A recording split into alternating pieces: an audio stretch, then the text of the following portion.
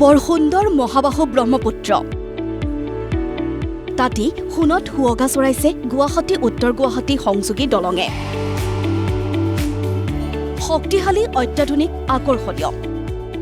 দেখিলেই মন পুলকিত হোৱা কুমাৰ ভাস্কৰ বৰ্মা সেতু এয়া সেতুখনত উঠি চোৱাৰ অপেক্ষাৰ অন্ত পৰিল অৱশেষত প্ৰধানমন্ত্ৰী নৰেন্দ্ৰ মোদীয়ে শনিবাৰে মুকলি কৰিলে সেতুখন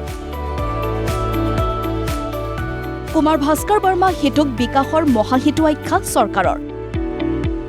ডিঙিত গামোচা মুখত হাঁহি লৈ সেতু পৰিদৰ্শন প্ৰধানমন্ত্ৰীৰ সেতুৰ পৰাই উপভোগ লুইতৰ নৈসৰ্গিক পৰিৱেশ সংগ দিলে মুখ্যমন্ত্ৰীয়ে সেতুখনৰ দৈৰ্ঘ্য 1240 মিটাৰ প্ৰায় 1 কিলোমিটাৰ 240 মিটাৰ দৈৰ্ঘ্যৰ দূৰত্ব হ্ৰাস কৰিব গুৱাহাটী আৰু উত্তৰ গুৱাহাটীৰ পূৰ্বৰ 1 ঘণ্টাৰ পৰিৱৰ্তে এতিয়া 5 মিনিটত উপস্থিত হ'ব পাৰিব উত্তৰ গুৱাহাটীত উত্তৰ পূবৰ প্ৰথমখন এক্সট্ৰা ডোজড কেবল ষ্টেট ব্ৰিজ য'ত আছে 200 মিটাৰকৈ মাল্টি স্পেন এক্সট্ৰা ডোজড সজ্জা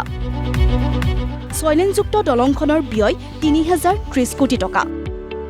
ভূমিকম্পৰ সৈতে মোকাবিলা কৰিব পৰাকৈ ফিক্সন পেণ্ডুলাম বিয়েৰিংছৰ ব্যৱহাৰ 7টা আইফেল টাৱাৰৰ সমান 53,000 মেট্ৰিক টন ষ্টিল ব্যৱহাৰ 2.9 লাখ ঘনমিটাৰ কংক্ৰিট ব্যৱসায়েৰে শক্তিশালী ৰূপত নিৰ্মিত সেতুখন অত্যাধুনিক প্ৰযুক্তিৰে নিৰ্মিত সেতুখনত থাকিব আকৰ্ষণীয় আলোকসজ্জাৰ ব্যৱস্থা लेकिन कांग्रेस के 70 साल के शासन में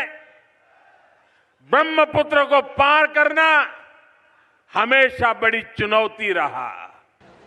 कि इतनी विशाल नदी और असम की इतनी बड़ी जनसंख्या को जीवन देने वाली नदी पर सिर्फ 3 पुल बने थे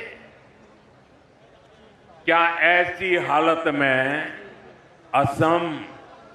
तेज विकास संभव था क्या यहां डबल इंजन सरकार बनाई और इसका नतीजा क्या हुआ बीते 10-11 वर्षों में बीजेपी एनडीए सरकार ने ब्रह्मपुत्र नदी पर 5 बड़े पुल पूरे किए हैं ব্যৱস্থাপনা আৰু বিত্তীয় শিক্ষাৰ ক্ষেত্ৰত অসমলৈ বিশেষ উপহাৰ শনিবাৰে প্ৰধানমন্ত্ৰীয়ে মুকলি কৰিলে IIM গুৱাহাটীৰ অস্থায়ী চৌহদ কামৰূপৰ বঙৰাত আগন্তুক কিছু বৰ্ষৰ ভিতৰত সম্পূৰ্ণ হ'ব IIM গুৱাহাটীৰ সম্পূৰ্ণ চৌহদটো 555 কোটি টকা ব্যয়েৰে নিৰ্মাণ কৰা প্ৰতিষ্ঠানখনে উত্তৰ পূবলৈ শৈক্ষিক বিপ্লৱ আনিব বুলি আশা প্ৰকাশ কৰিছে চৰকাৰে শৈক্ষিক দিশ নিৰ্ণয়ৰ বাবে মেণ্টৰ ৰূপে নিয়োজিত কৰা হৈছে IIM আহমেদাবাদক এইটো যেটো টেম্পৰাৰী কেম্পাছ হেতু ধৰক আমাৰ পলাশবাৰী যিখিনি মাটি লোৱা হৈছে সেই মাটিখিনি কামটো ইনফ্ৰাষ্ট্ৰাকচাৰ হোৱাৰ প্ৰায় 3 বছৰ পিছৰ পৰা হয়তো কোৰ্সটো আৰম্ভ হ'ব এতিয়া আমাৰ 3 বছৰৰ কাৰণে চৰকাৰে এটা ফান্ড দিছে যেটো ইয়াত আমাৰ আৰম্ভ হ'ব এই এমট্ৰন সেই বিল্ডিংত আমাৰ IIM गुवाहाटी जो है ये 22nd IIM है पूरा देश में और नॉर्थ ईस्ट में पहले एक IIM शिलोंग था अभी IIM गुवाहाटी हुआ तो ये 30 ऑफिसर्स का एक एग्जीक्यूटिव एजुकेशन प्रोग्राम देके ये शुरू हुआ है और मेन जो MBA प्रोग्राम है वो इस जुलाई महीने से शुरू होगा তদুপৰি আমিনগড়ত স্থাপন হ'ল উত্তৰ পূবৰ প্ৰথমটো ৰাষ্ট্ৰীয় তথ্য কেন্দ্ৰ 348 কোটি টকা ব্যয়েৰে নিৰ্মাণ কৰা হ'ল নেশ্যনেল ডাটা চেণ্টাৰ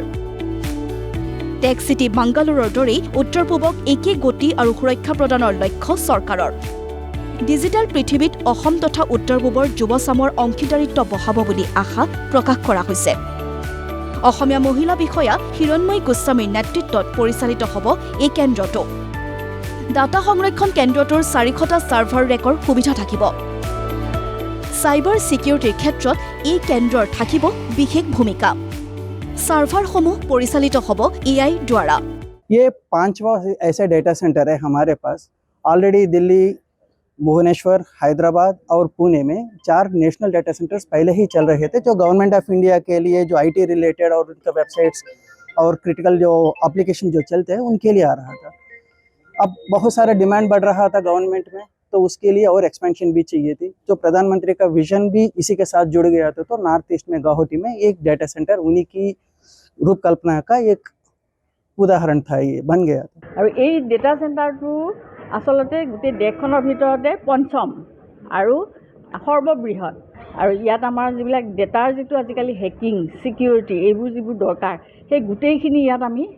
মানে ইয়াত লগোৱা হৈছে উত্তৰ পূৰ্বাঞ্চলৰ 8খন ষ্টেটে ইয়াৰ